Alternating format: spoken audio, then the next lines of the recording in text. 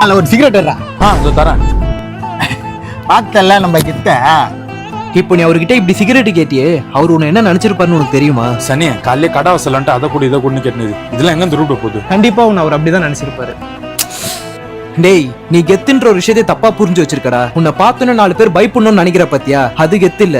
உன்னை பார்த்த உடனே 4 பேர் மரியாதை கொடுக்கணும்னு நினைக்கிறாங்க பாத்தியா, அங்கதான்டா உண்மையான கெத்தே இருக்கு.